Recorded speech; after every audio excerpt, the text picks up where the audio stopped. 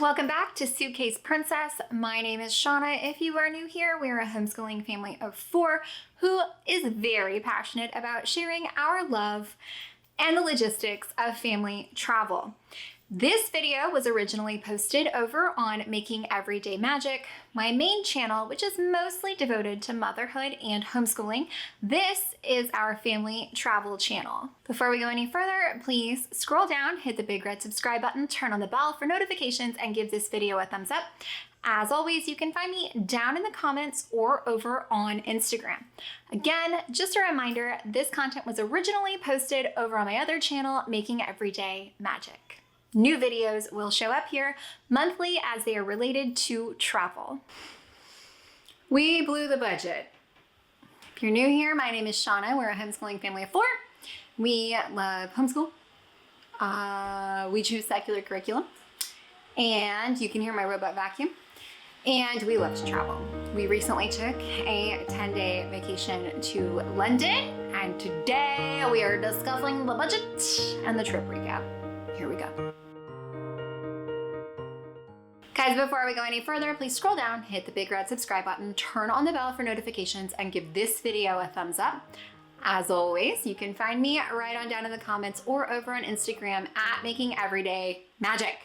If you recall, I do have a video when we booked things, most everything, ahead of time, and I let you know what our intent was. So just a little backstory. Family of 4. Husband, wife, 11 7-year-old girls. 10 days, London vacation, but really the first day and the last day of travel, so it doesn't quite count, like 8 days on the ground. Staying at a value hotel. We did not check any bags, so we did strictly carry on. And let's see, we had grandparents in tow, but they took care of their own stuff. And yeah, I think that's the only logistics you need. We went in January. So we traveled, we left January 26th and we returned home February 5th, which is the incredible off season because London schools, a lot of other places, they do a more year-round style-ish. So they do like midterm breaks, and their midterm break was gonna be like right after we got back or started when we got back. I don't remember, but it was like we were planning it around their breaks. The specific reason we chose this time is that it was the off season, and therefore we could get some really good deals on things. And one of the things that I feel like we got a really good deal on is we used our Southwest points to go from here to Miami to Heathrow. All 4 of us. Round trip was only $17.80 for flights, for international flights. So I thought that was really good. We booked through Air France, but Air France, KLM, Delta, and Virgin Atlantic all operate under the same kind of umbrella, and it was a Virgin Atlantic flight. So for that, I thought it was good. Before we left, we had paid for all of our hotel. We stayed at Premier Inn, which is, I mean, it's like a La Quinta, I guess, for lack of a better term. It's like a, oh gosh, what are they called? The Days Inn, what are the Good Choice hotels? I think it's Good Choice hotels. That kind of level of hotel.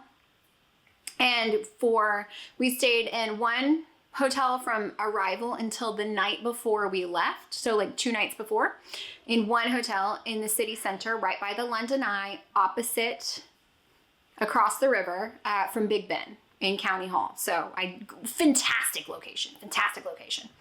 And then the last night we transferred to a hotel that was literally connected to Heathrow Airport by a enclosed walkway. So for that last night, we did not include breakfast because we had to be in the airport before they would have started.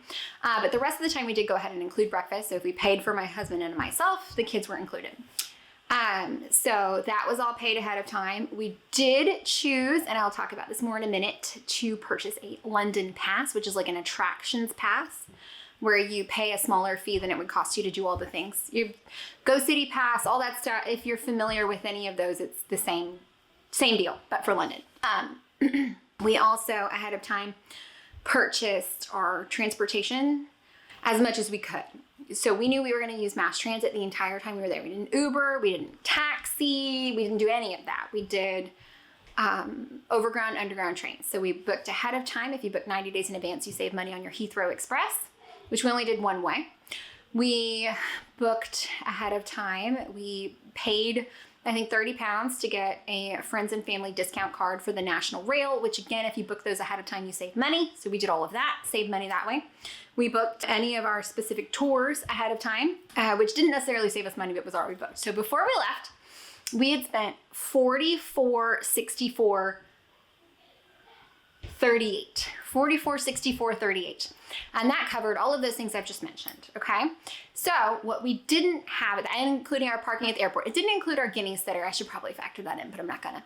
But all of that was done ahead of time, okay? So it didn't include souvenirs, which I never factored into any budget ever, because when you're traveling carry-ons, you can't do a lot with that. Plus I didn't intend to buy much of anything. So it didn't factor in souvenirs.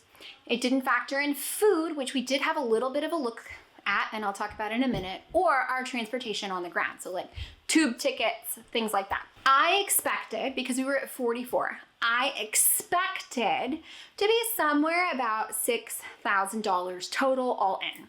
That was my expectation.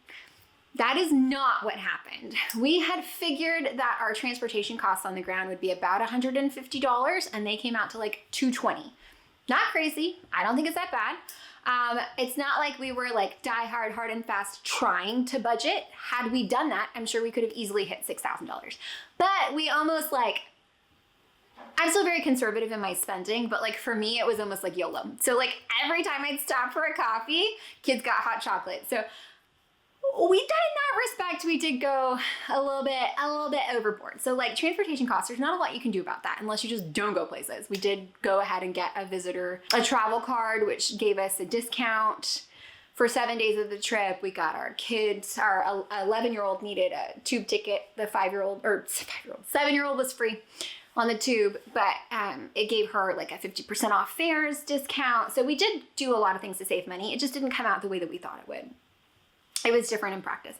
I did spend about $150 on souvenirs, which was a Christmas ornament, a gift for my mother, and pictures, novelty pictures. So all the pictures at Warner Brothers Studios and the pictures at our Sherlock game. So that just was what it was. And then food. I was thinking food might be around $1,500. And again, we could have done that.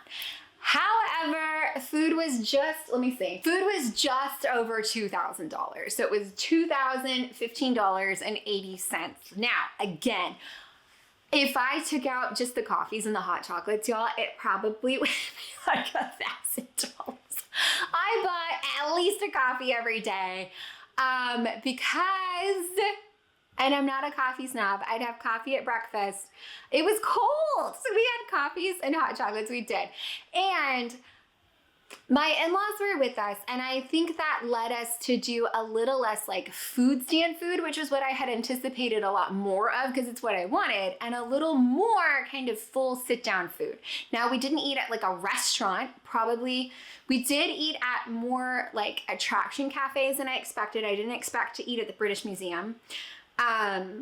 But I didn't feel like any of the prices were wildly out of whack. I just didn't. It's just one of those things. It just added up. So when we bought ice cream, it factors in. When we're buying hot chocolates, it factors in. Again, we easily could have trimmed that back significantly, but we didn't. And I'm at peace with it. So our all-in total was not $6,000. It was $6,849.88. So we did go over, but again, $150 in souvenirs that I wasn't anticipating. Our travel costs were a little more, and we YOLO'd a bit on the food. So like every time we sat down in a pub to eat, my husband and I both enjoyed a pint, and it was fun, and we enjoyed it, and we loved it, and we had an amazing trip. So do I regret it? No. Is it a little more than I thought we would spend? Yes. Was I like hard and fast I needed to stick to a number? No, or else we would have stuck to that number. And it just worked out a little differently than I thought it would.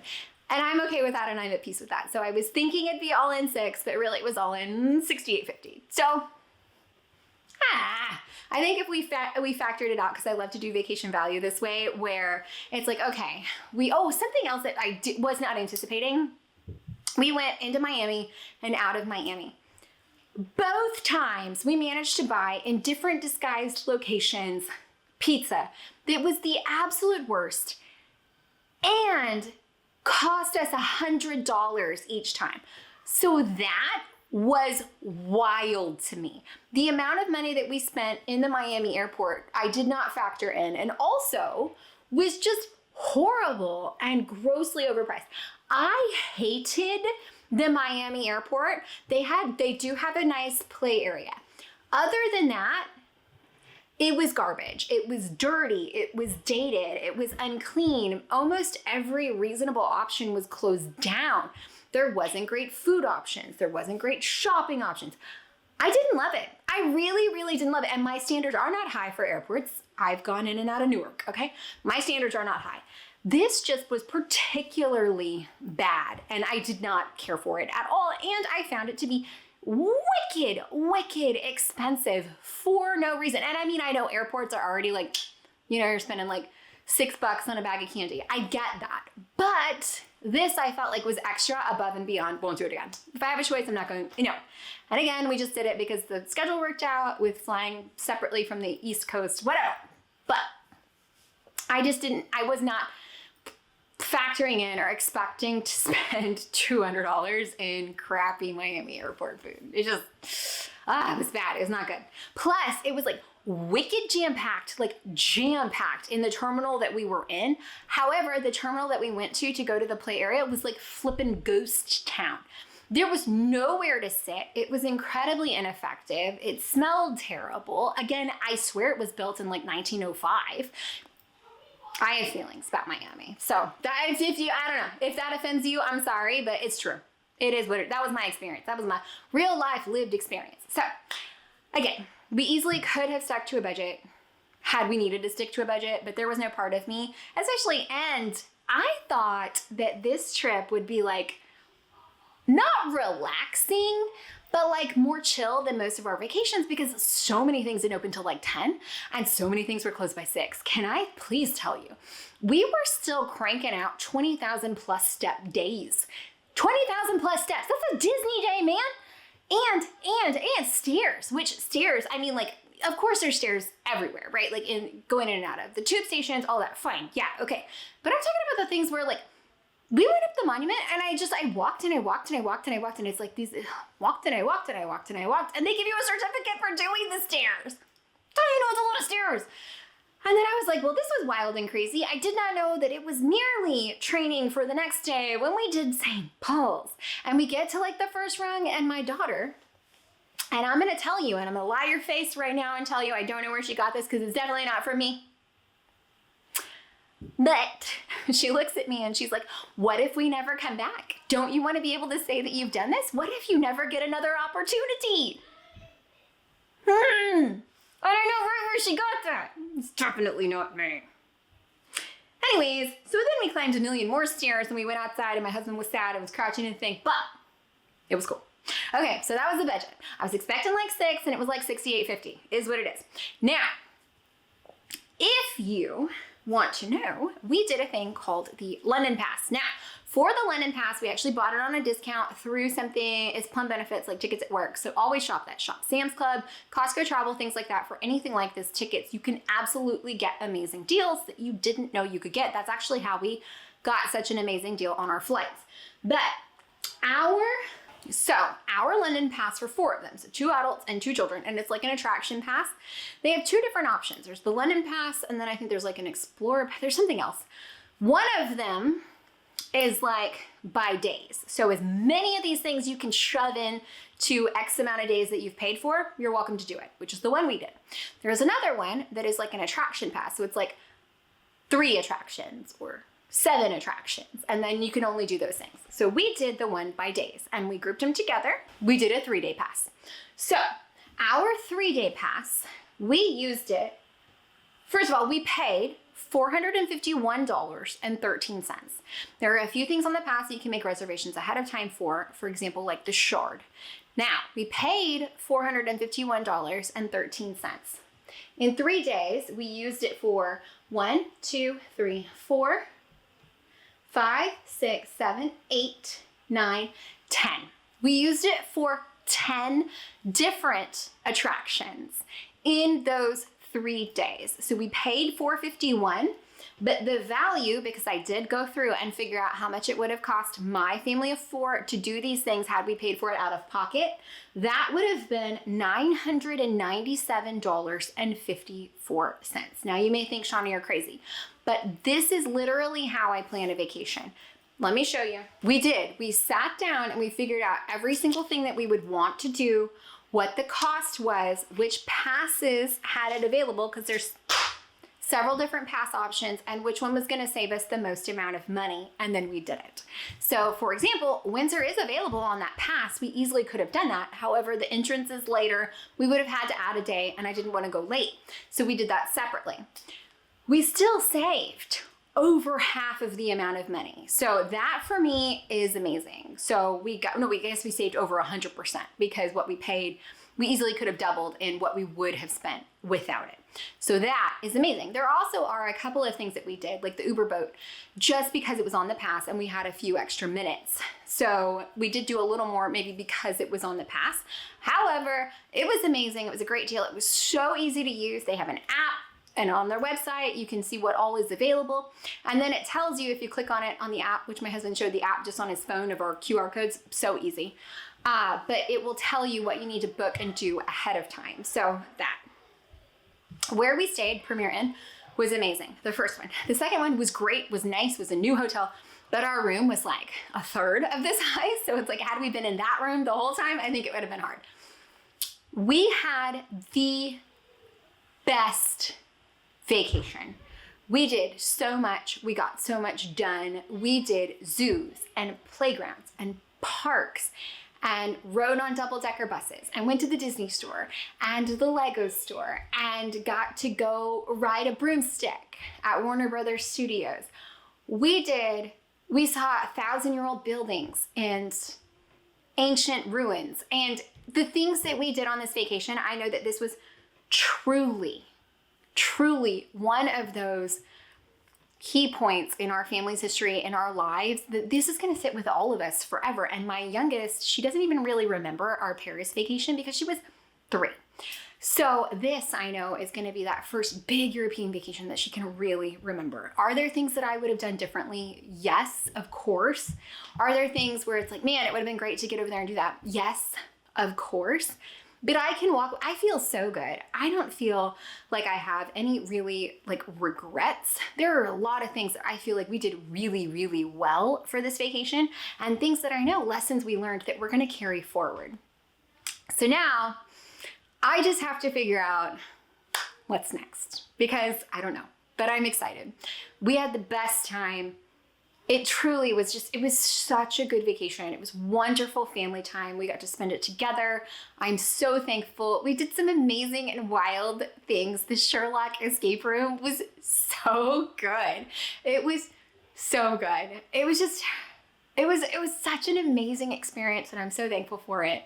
And the food was good, and the science tea was good, and we had the best time. So yes, we went a little over what I thought we would spend. I'm not sad about it. Some of that hot chocolate was wicked good. Okay, I had a Biscoff ice cream cone. Oh, so good. So good. I'm so thankful. So glad we got to do it. Thanks for coming along. Thanks for listening to all these videos. It turned out to be way longer than I thought that they would. Let me know if you want any information about anything. Anything at all, literally any travel question, any research question, any specific attraction question, anything at all, anything about travel, anything about homeschool, anything. What do you want to know? I've had lots of people ask me what my eyeshadow color is. Anything, let me know. I am so happy to share. I'm so thankful for you. Thanks for coming back. Guys, that's it. That's the recap of our London vacation. It was amazing. I had the best time, and this is what I told my husband. I'm turning 40 this year, and for my 40th birthday, I was like, I want to go back to Europe. And so this kind of is how this whole thing started. So yes, it's only about 4 months early, but it counts because that's when I could save money, and I really like to save money, which is good because apparently I really like to spend money. Naturally, there is something I forgot that I wanted to say. We did travel exclusively public transportation. Something that we did both with my children and then with my in-laws, because this was their first trip doing, we did a little when we did our Canadian cruise, but this is their first trip really doing mass transit. to this extent. Something that we did that I think is very helpful is we had a plan, a train plan.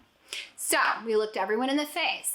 What do you do if you don't make it off the train when everyone else does? Okay, so we told them, if you are the last person on the train and everyone else has gotten off and you've missed it somehow, go to the next stop and get off the train. One of us will get on the train, go to the next stop and get you, okay? We have a plan. It's very important to always have, and I do try to do this everywhere we go. Everybody knows what the plan is, okay? How do you behave? What do you do in case of emergency? And something else, like what happens if you get off the train but no one else gets off the train? You sit down and stay there. We will come back for you. So don't forget to let everyone know what the plan is in the event something happens. And again, we did this with both my children, my husband and I. Everybody heard what the plan was, so everyone knew. If you're the only one on the train, get off at the next stop. If you're the only one who got off the train, stay. Everyone knew the plan. It's important. So just my last little tip, little fun fact for travel, have a plan. Tell people the plan, make sure everyone knows the plan, and then rarely will you ever need it. But if something happens, it'll go to plan, okay? Okay. I found more stuff I want to say. I know you're so shocked. London is so incredibly family friendly. I don't know that I was expecting that. Everywhere we went, people were so incredibly kind and gracious and generous to our children, literally everywhere we went. Tons of times we'd go in a place, they'd be instantly handed an activity book and a pencil of some kind or a crown. Everybody talked to them, engaged with them, which my little one hated because she doesn't want to talk to people, but it was amazing. It's so incredibly family friendly. Even the things that you might think wouldn't be for kids, which has never once stopped us from taking them anywhere. Everyone was kind, allowed them to get up front, explained to them what was going on, gave them something to entertain themselves or do, or dressed them or took care of them, or made sure they had got up and gave them spots to sit on the trains. Like, so incredibly family friendly. Oh, so good. This was definitely the right decision as far as travel goes for kind of starting more European vacations for our family. So good. Loved it so much. So good. So family friendly, so incredibly inclusive and good and wonderful for children and families. I hope that you found any of this helpful, entertaining, or informative. If you did, please scroll down, hit the big red subscribe button, turn on the bell for notifications, give this video a thumbs up. As always, you can find me right on down in the comments or over on Instagram at Making Everyday Magic. I'm happy to share more. I will be sharing more on Instagram. Let me know if there's anything else you want to know. Bye, guys.